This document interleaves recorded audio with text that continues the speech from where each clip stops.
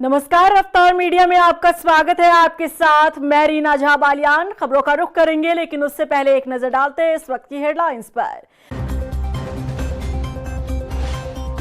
राजधानी देहरादून के गांधी पार्क में विजय दिवस पर भारतीय सेना के शौर्य को नमन। प्रदेश भर में हुआ कार्यक्रम। शहीदों को याद कर सीएम ने कहा, सैनिक कल्याण के लिए उठाए गए कई बड़े कदम। उत्तराखंड में शुरू होगा जन जन की सरकार जन जन के द्वार अभियान। जन कल्याणकारी योजनाओं से जनता होगी जागरूक। सरकार कर रही अभियान की तारीफ, कांग्रेस ने कसा तंज।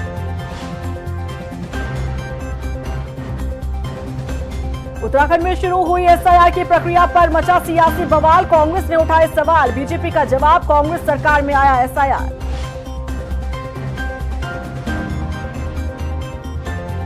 और चलिए अब बुलेटिन की शुरुआत कर लेते हैं। राजधानी देहरादून स्थित गांधी पार्क में विजय दिवस पर आयोजित हुए कार्यक्रम में मुख्यमंत्री पुष्कर सिंह धामी ने शिरकत की। इस पर सीएम धामी ने भारतीय सेना के शौर्य को नमन किया। कार्यक्रम को संबोधित करते हुए सीएम धामी ने कहा कि मैं उन वीर बलिदानियों को श्रद्धांजलि अर्पित करता हूं जिन्होंने 1971 के युद्ध में अपने प्राणों का बलिदान देकर भारत की एकता, अखंडता और स्वाभिमान की रक्षा की और देश को ऐतिहासिक विजय दिलाने का काम किया। वहीं इस मौके पर सीएम धामी ने शहीदों के परिजनों को सम्मानित किया। मुख्यमंत्री धामी ने कहा कि 16 दिसंबर का दिन हर भारतवासी के लिए गौरव का दिन है।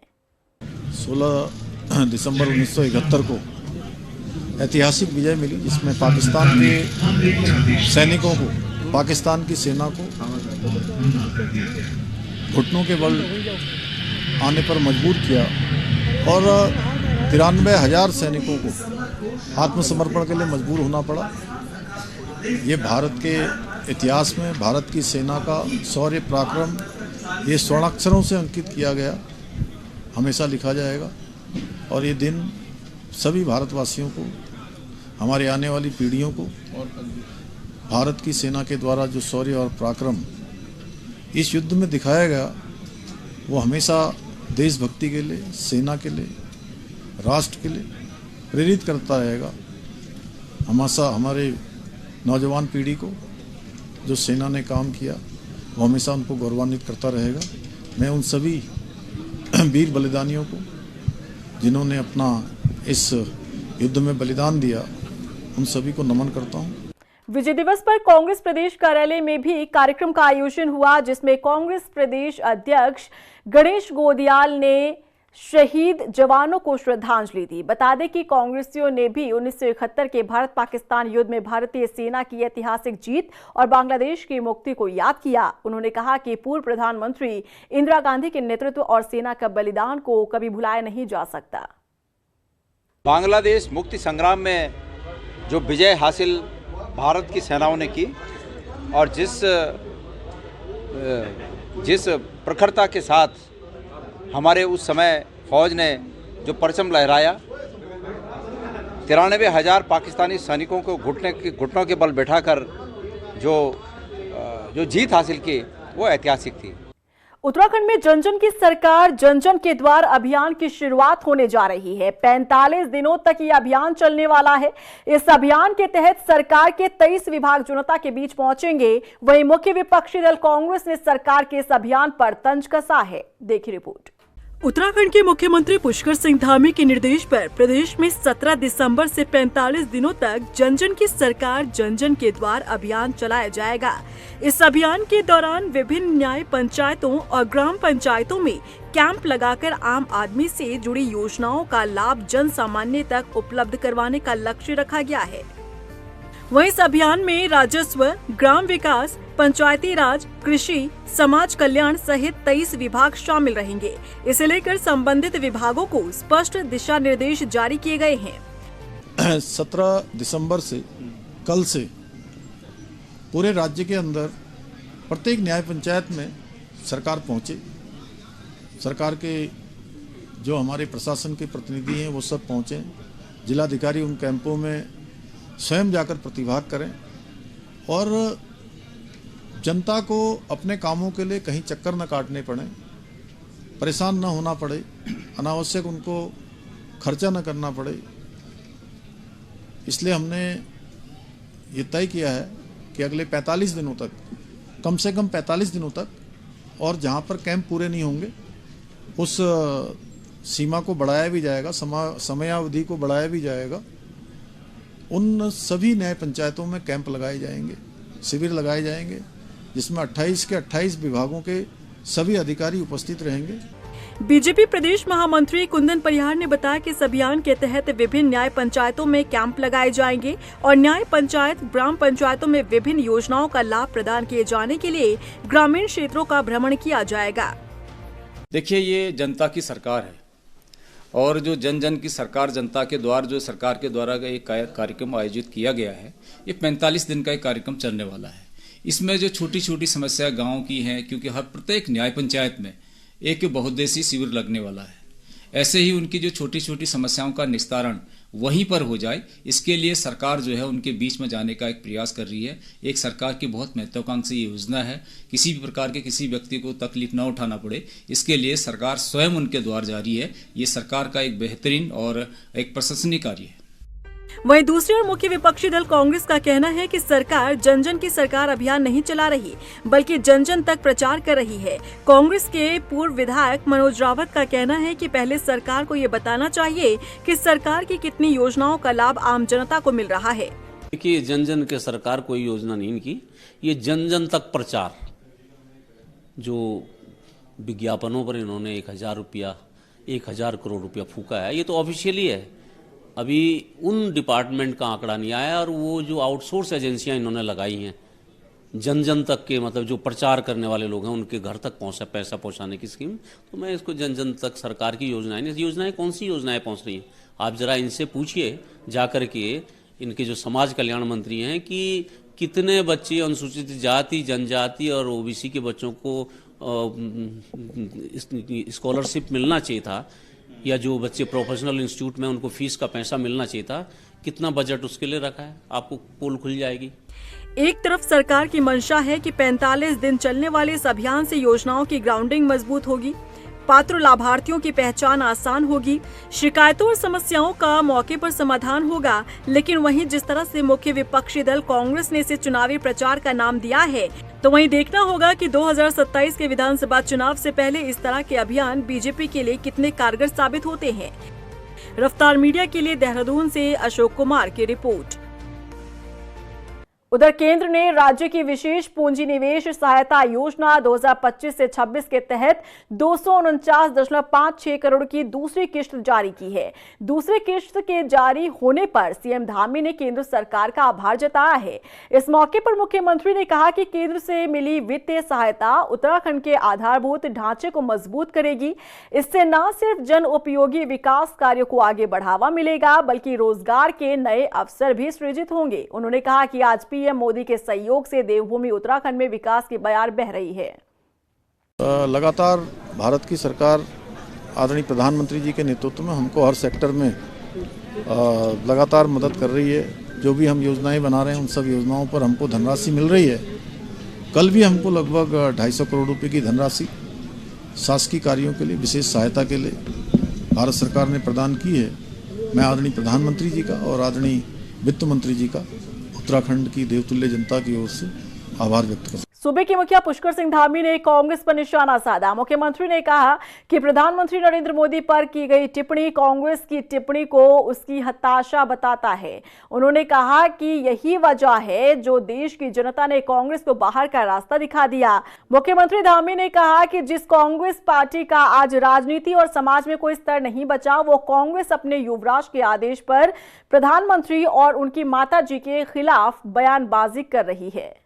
कांग्रेस पार्टी अपने युवराज के इशारे पर या उनके आदेश पर जिस प्रकार से आज प्रधानमंत्री जी पर लगातार एक गंदी से गंदी टिप्पणियां कर रही हैं, जिनका राजनीति में कोई स्तर नहीं है, समाज में कोई स्तर नहीं है, उस प्रकार की टिप्पणियां कर रही हैं। चाहे वो उनकी स्वर्गीय माता जी के लिए टिप्पणी करना हो या अभी 2 दिन दिल्ली में हुई उनकी रैली में प्रधानमंत्री जी के लिए अभद्र भाषा का प्रयोग किया गया, निश्चित रूप से उनकी हताशा को दर्शाता है, उनकी निराशा को दर्शाता है। जिस प्रकार से आज पूरे देश के अंदर से कांग्रेस पार्टी को देश की जनता बाहर का रास्ता दिखा रही है, हर प्रदेशों से बाहर कर रही है, उसी हताशा निराशा का परिणाम है कि वो अनाप शनाप बोल रहे हैं और जो एक भारत की संस्कृति है उस संस्कृति को भी भूल रहे हैं और इस प्रकार से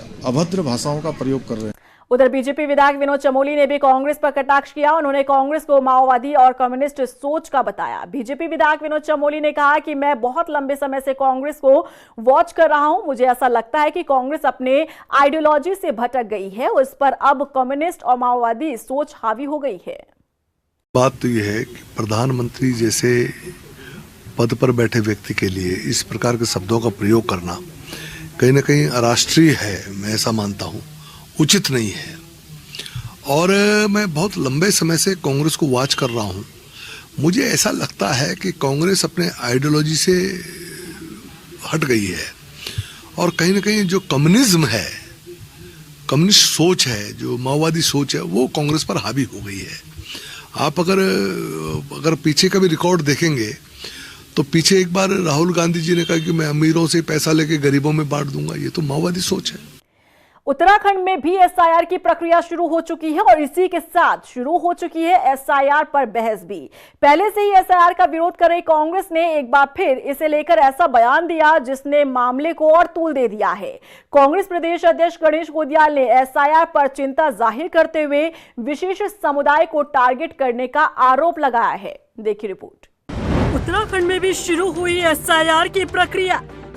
कांग्रेस प्रदेश अध्यक्ष का बड़ा बयान, विशेष समुदाय को किया जा रहा टारगेट। उत्तराखंड में एसआईआर को लेकर काम शुरू हो चुका है। एसआईआर करने का मतलब है वोटर लिस्ट को अपडेट करना। साल 2003 से 2025 के वोटर लिस्ट का मिलान किया जा रहा है। वहीं एसआईआर को लेकर राजनीतिक दल एक दूसरे पर आरोप लगाते भी दिख रहे हैं। उत्तराखंड कांग्रेस प्रदेश अध्यक्ष गणेश गोदियाल ने एसआईआर पर चिंता जताई है।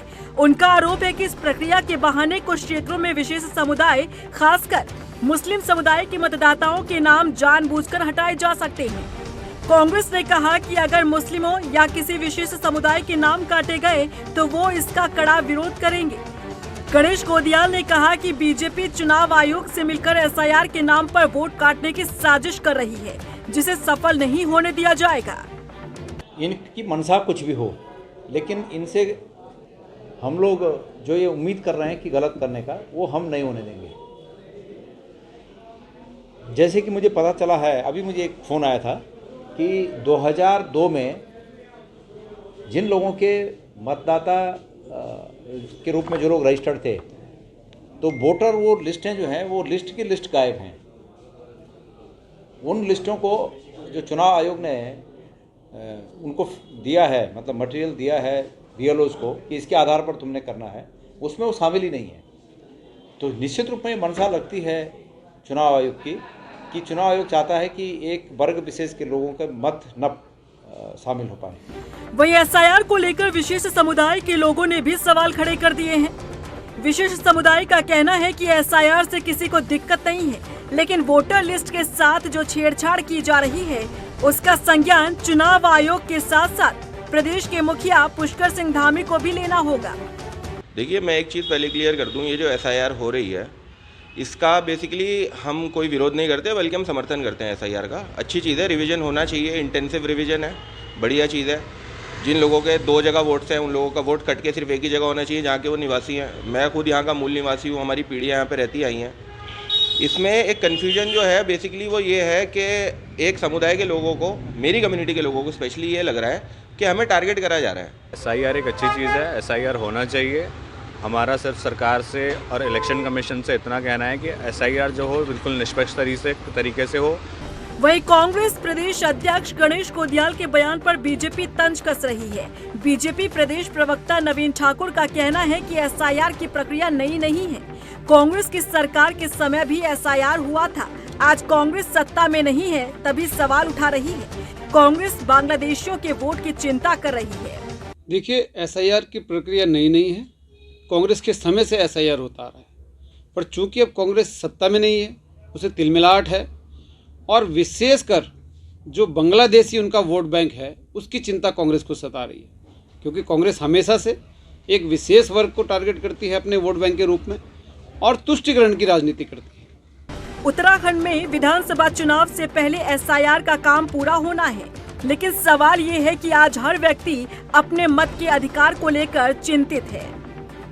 कांग्रेस प्रदेश अध्यक्ष गणेश गोदियाल ने विशेष समुदाय को टारगेट करने जैसा बयान देकर और मामले को तूल दे दिया है। ऐसे में देखना होगा कि एसआईआर की प्रक्रिया के बाद उत्तराखंड की जनता कितनी संतुष्ट नजर आती है। रफ्तार मीडिया के लिए देहरादून से सुशांत सिंह की रिपोर्ट। उत्तराखंड में विंटर टूरिज्म को बढ़ावा देने के लिए पर्यटन विभाग ने कमर कस ली है। पर्यटन सचिव धीराज सिंह गर्ब्याल की माने तो पर्यटन विभाग हिमाचल की तर्ज पर उत्तराखंड में भी स्कीइंग शुरू करने की तैयारी कर रहा है। उन्होंने बताया कि विभाग की एडवांस टीम में रेकी करने निकली है। प्रदेश सरकार शीतकालीन चारधाम यात्रा और विंटर टूरिज्म पर काम कर रही है। उन्होंने कहा कि कोशिश है कि प्रदेश साल के 12 महीने पर्यटकों से गुलजार रहे। माननीय मुख्यमंत्री जी के निर्देश पे उत्तराखंड में विंटर टूरिज्म को प्रमोट करने के लिए और साथ ही साथ खासकर जो एडवेंचर टूरिज्म की बात हम लोग करते हैं, तो उसको प्रमोट करने के लिए अब हर सेक्टर में हम लोग काम कर रहे हैं। इसमें खासकर देखिए, अभी पहली बार हम लोग फॉरेस्ट डिपार्टमेंट के साथ मिल के गढ़वाल में, गंगोत्री में और आपका कुमाऊं में पंचाचूली की तरफ वहाँ पे स्नो लेपर्ड साइटिंग के लिए अपने इवेंट्स ऑर्गेनाइज करने जा रहे हैं। तो कल परसों माननीय मुख्यमंत्री जी ने निर्देश दिया कि इसको जल्दी से जल्दी स्टार्ट करना है। राजधानी देहरादून के दून मेडिकल कॉलेज में फायर सेफ्टी को लेकर जरूरी कदम उठाए गए हैं। मेडिकल कॉलेज के चिकित्सा अधीक्षक डॉक्टर आर.एस. बिष्ट ने बताया कि लंबे समय से बंद पड़ा फायर पंप सिस्टम अब चालू कर दिया गया है। इसके अलावा होसेस समेत फायर सेफ्टी उपकरणों की कमी को पूरा कर लिया गया है। जल्द ही फायर फाइटर्स को तैनात कर दिया जाएगा। बता दें कि हाल के दिनों में दून मेडिकल कॉलेज का फायर सेफ्टी ऑडिट करवाया गया था और इस दौरान ये 4 बड़ी कमियां सामने आई थी। हालांकि अब सभी व्यवस्था को दुरुस्त कर लिया गया है। काफ़ी खामियां नहीं थी, उसमें 4 खामियां पाई गई थी। जो हमारा पंप सिस्टम था वो नहीं चल रहा था, वो पंप सिस्टम एक्टिवेट कर दिया गया था। वो उसके अगले ही दिन हो गया था। हमारी फायर ड्रिल भी उसके साथ हो चुकी थी। दूसरा ये उसमें कमी ये बताई गई थी कि कुछ होजेस की कमी थी, वो हमारे सब जगह पे लग चुके हैं। एक जो मेन कमी अभी हमारे पास रहेगी, फायर फाइटर्स की अपॉइंटमेंट हमारे बाकी हैं, वो हमने उसकी रिक्वायरमेंट भेज दी है। जल्दी प्रिंसिपल लेवल पे वो उनके टेंडर निकल के फायर फाइटर्स की पोस्ट अलग से निकाली जाएगी, क्योंकि हॉस्पिटल में इस तरह की कोई पोस्ट नहीं होती है। अभी हम हमारे गार्ड से और अपने लोगों के थ्रू उसको मैनेज कर रहे हैं। तो जो स्ट्रक्चरल कमियां हैं अब उसमें कोई भी नहीं है। हम हमेशा ध्यान रखते हैं कि हमारे फायर पंप्स टाइम पे रहें। जितने हमारे पास फायर एक्सटिंग्विशर्स हैं, एक्सपायरी होने से पहले वो रिप्लेस हो जाएं, इसके हम खास ध्यान रखते हैं। वो हमारे सारे इस वक्त फंक्शनल हैं। कानून की लड़ाई लड़ने वाले और कानून का पालन करवाने वाले 22 दिसंबर को आमने सामने होंगे। 22 दिसंबर को वकील अपनी मांगों को लेकर घंटाघर पर प्रदर्शन करने वाले हैं, तो वहीं दूसरी तरफ एसएसपी ने घंटाघर सहित शहर के मुख्य चौराहों पर बीएनएस धारा 223 लगा दी है और उल्लंघन करने पर कार्रवाई की बात कही गई है। ऐसे में जब वकील और पुलिस आमने सामने होंगे तो मंजर कैसा होगा, समझिए इस रिपोर्ट से। देहरादून में पुलिस और वकील होंगे आमने सामने। 22 दिसंबर को वकील करेंगे घंटाघर पर प्रदर्शन। बीएनएस की धारा 223 लागू, उल्लंघन करने पर होगी कार्रवाई। आखिर कैसा होगा मंजर? पिछले 1 महीने से बार एसोसिएशन के बैनर तले अधिवक्ता अपनी मांगों को लेकर हरिद्वार रोड पर नए न्यायालय परिसर के सामने प्रदर्शन कर रहे हैं। इस दौरान बार एसोसिएशन की कई स्तर की मंत्री और अधिकारियों से बातचीत भी हो चुकी है, लेकिन सिर्फ आश्वासन ही मिला है। अधिवक्ताओं की मांगों को अब तक पूरा नहीं किया गया। हालांकि बार एसोसिएशन ने अपनी हड़ताल स्थगित कर दी, लेकिन अगर मांग पूरी नहीं होती है तो 22 दिसंबर को घंटाघर पर बार एसोसिएशन के सभी अधिवक्ता पूरे दिन प्रदर्शन करेंगे। वहीं बार एसोसिएशन के अध्यक्ष का कहना है कि एसएसपी अजय सिंह ने घंटाघर पर प्रदर्शन पर रोक लगाते हुए बीएनएस की धारा 223 लगा दी है, लेकिन इसके बावजूद घंटाघर पर प्रदर्शन होगा। देखिए, जो हमारा ये धरना चल रहा था 1 माह से ऊपर हो गया था और हमने नेशनल हाईवे पे हम जाम करे हुए बैठे हुए थे। अब हुआ क्या, हमारे सामने कई समस्याएं ये होती है कि न्यायिक अधिकारियों को तो तनख्वाह मिलती है, मान लीजिए पुलिस को तनख्वाह मिलती है, लेकिन अधिवक्ता को कोई तनख्वाह नहीं मिलती है और बड़ी दिक्कतें भी हो रही थी। और दिक्कत पहले सम्मान बहुत बड़ी चीज़ है, कुछ चीज़ें उन्होंने हमें लिखित रूप में दी है, पूरी चीज़ें नहीं मानी है हमारी। तो हमारा धरना स्थगित हुआ, धरना ख़त्म नहीं हुआ है। और दूसरा यह है कि 22 तारीख को हमने घंटा घर पे सुबह से बैठ जाएंगे और शाम तक बैठेंगे। और जबकि धाराएं भी लग गई हैं वहाँ पे कि आदमी इकट्ठे नहीं हो सकते, लेकिन हम पुलिस प्रशासन से या हम सरकार से न डरने वाले हैं न झुकने वाले हैं। हमारी मांगें जब तक नहीं मानी जाएंगी, अभी तो शुरुआत हमने घंटाघर से करी है, घंटाघर के बाद हम ये जो उससे दिलाराम से पहले भी एक चौक है उसे घेरेंगे, फिर दिलाराम, फिर सचिवालय, सचिवालय के बाद जब विधानसभा सत्र शुरू होगा हम उसे भी घेरेंगे। और निरंतर इतना हम प्रेशर बना देंगे, इतना दबाव बना देंगे। और सबसे बड़ा मुद्दा एक अभी और भी इसके बाद भी है हमारा कि इसी के साथ साथ हम एक भ्रष्टाचार का जो मुद्दा है उस भ्रष्टाचार के खिलाफ भी हम एक रैली निकालेंगे।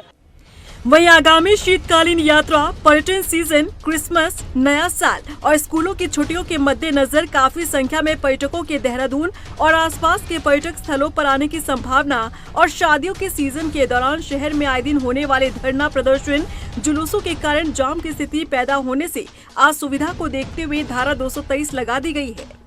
देखिए, राजधानी में देखा गया कि जो है काफ़ी सारे जुलूस, धरना प्रदर्शन प्राय होते रहते हैं और इधर भी देखा गया कि काफ़ी संख्या में ऐसे लोग हैं जो अपनी मांगों को लेकर यहाँ पर जुलूस, धरना प्रदर्शन करते हैं, बट उनके द्वारा विधिवत जो है पुलिस प्रशासन से जो है अनुमति नहीं ली जाती, जिससे आमजन को भी दिक्कत होती है और साथ ही साथ ट्रैफिक की समस्या भी रहती है। जिसको देखते हुए पुलिस प्रशासन द्वारा 163 BNSS के तहत जो एक आदेश जारी किया है, जिसमें कुछ जगहों को हमने प्रतिबंधित किया है। और खासकर जिस तरह शीतकालीन यात्रा शुरू होने वाली है, अभी क्रिसमस और न्यू ईयर पर भी काफ़ी सारे हमारे जो है यात्री यहाँ पर पहुँचेंगे और उनको भी काफ़ी सारी असुविधा झेलनी पड़ती है। तो इसको देखते हुए कुछ स्थानों को इसमें चिन्हित करके प्रतिबंधित किया गया। सिर्फ उन जुलूस की जो अनुमति विधि सम्मत लेते हैं अनुमति और जिनके रूट्स को निर्धारित किया जाता है, तो उनको ही अनुमति प्रदान की जाएगी। और जो इसका उल्लंघन करेगा उसमें जो है 223 हमारी BNS की सेक्शन है, जिसके तहत जो आयोजक होंगे या जो उसके लीडर्स होंगे उनके विरुद्ध इसमें मुकदमा दर्ज करने के लिए सभी को निर्देश जारी किए गए हैं। अब सवाल है कि जब पुलिस ने स्थिति को देखते हुए धारा 223 लगा दी है, फिर इसके बावजूद वकील कैसे प्रदर्शन करेंगे? 22 दिसंबर को कानून का पालन करवाने वाले और कानून की लड़ाई लड़ने वाले अपनी लड़ाई लड़ते नजर आएंगे। रफ्तार मीडिया के लिए देहरादून से हिमांशु चौहान की रिपोर्ट। मंगलवार को राजधानी देहरादून में गौवंश रक्षा दल ने गौवंश की सुरक्षा को लेकर नगर निगम में धरना दिया। इस दौरान कार्यकर्ताओं ने नगर निगम पर लापरवाही का आरोप लगाया। नाराज लोगों ने कहा कि गौवंश की सुरक्षा को लेकर 1 महीने पहले मेयर सौरभ थपलियाल से मुलाकात की गई थी, लेकिन मुलाकात के बावजूद धरातल पर कोई जरूरी कदम नहीं उठाया गया। देखिए, मेरा नाम योगेंद्र चौहान है। पूर्व में भी लगभग 1.5 महीने पहले हमारी बड़ी बहन नलिनी तनेजिया, जो एक पशु प्रेमी भी है और लगातार पशुओं के उद्धार के लिए इस देहरादून के अंदर, चाहे गौ माता हो, चाहे स्ट्रीट डॉग हो, चाहे कोई भी पशु हो, स्ट्रीट प्रेमी उसके लिए काम करती आई हैं। पूर्व में हमने नगर निगम को ज्ञापन दिया था, लगभग 1.5 महीने से पहले, 1.5 महीने का समय हो चुका है। उसमें भी मेयर साहब जो है हमसे मिलने नहीं आए थे और हमने अपने एक ज्ञापन के माध्यम से उन्हें सूचित किया गया था कि जितने भी शेल्टर हाउस यहाँ पर बने हुए हैं उसके अंदर गौ माता की इलाज की प्रॉपर व्यवस्था नहीं है। गौ माता इलाज के अभाव में मर रही हैं। इसके अलावा कोई एम्बुलेंस की व्यवस्था नहीं है। इसके अलावा जो गौ माता को चारा दिया जाता है वो सूखा भूसा दिया जा रहा है, उसके अंदर कोई चोकर की व्यवस्था नहीं है। तो बहुत सारी चीज़ें इस शेल्टर उसके अंदर जो खामियां चल रही है, जिससे गौ माता मर रही है। और हमारा प्रश्न सीधा सरकार के जो भारतीय जनता पार्टी के मेयर हैं कि गौ माता के नाम पर आप राजनीति तो करते हो, गौ माता के नाम पर आप वोट तो मांगते हो, लेकिन जब गौ माता की सेवा करने की बारी आती है तो आप अपनी कुर्सी के अंदर बैठे रहते हो और बाहर गौ माता मर रही होती है। तो यही सब को लेकर हमने पूर्व में ज्ञापन दिया था, इसमें कोई कार्रवाई नहीं हुई है, इसलिए आज धरना प्रदर्शन को हमने किया है। और इसी के साथ फिलहाल इस बुलेटिन में बस इतना ही, लेकिन चलते चलते एक नजर डालते हैं इस वक्त की हेडलाइंस पर। राजधानी देहरादून के गांधी पार्क में विजय दिवस पर भारतीय सेना के शौर्य को नमन। प्रदेश भर में हुआ कार्यक्रम। शहीदों को याद कर सीएम ने कहा सैनिक कल्याण के लिए उठाए गए कई बड़े कदम। उत्तराखंड में शुरू होगा जन जन की सरकार, जन जन के द्वार अभियान। जन कल्याणकारी योजनाओं से जनता होगी जागरूक। सरकार कर रही अभियान की तारीफ, कांग्रेस ने कसा तंज। उत्तराखंड में शुरू हुई SIR की प्रक्रिया पर मचा सियासी बवाल। कांग्रेस ने उठाए सवाल, बीजेपी का जवाब, कांग्रेस सरकार में आया SIR।